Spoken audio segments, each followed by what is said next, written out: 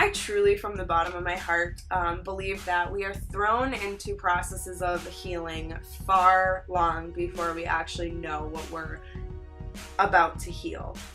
I say that because I know that we wake up and we say, something needs to change. There has to be a better way. We begin this healing process without really truly knowing what to heal. We just know that something needs to change, and what happens is, and I'm going to quote Anne Lamott, my favorite author, she puts it perfectly. She talks about how when we have wounds in our body, the muscles around that wound like to cramp and tighten around it. And it does that because it's trying to prevent any more damage being done, any more infection coming in, or foreign substances or whatnot. Our psyche is a lot like that physical wound. We, I think, go into a place of self-protection. We clench around those things that we don't want to have hurting anymore, and that to us is somehow healing. Occurrences that we avoid in life for self-protection are actually lessons from the universe to help us heal. Somewhere along the way, we lost ourselves in those lessons, and we turned to the substance. We turned to isolating. We turned to anything but actually addressing the issue to cope with these problems.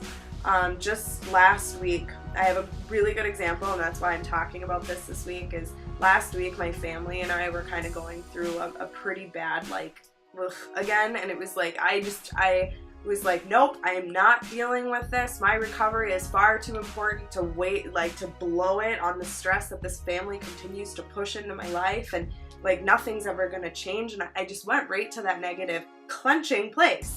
My body just clenched around that wound because, I mean, if any of you have read my story or heard it, my family dysfunction goes back decades. Instantly, my psyche was like, nope, disengage, don't touch it, don't do it. What I was really doing, I was refusing to allow and accept this occurrence in my life and handle it in a more loving way. And by handling it in a more loving way, I would have been healing. Because the same situation from the past now comes up, and I have chosen this willingness of a different way, and that would have in turn healed. Start out with willingness, early on in sobriety, or when we first get diagnosed, or whatever it may be, we start on this willingness path because just by simply saying, I want to find a better way, that constitutes as willingness. But there's two components that we forget to follow with the willingness, which number one is to pay attention. My family drama. That was a lesson from the universe to help me heal with that willingness to change.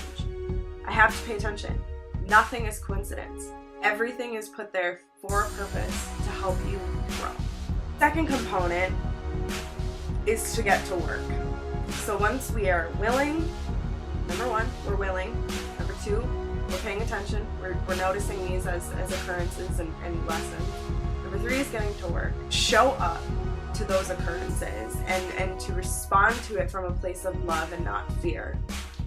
And to do the work instead of hiding from the issues presented in front of me, to allow the healing so that the past occurrences and past reactions do not stifle my present peace for my better future.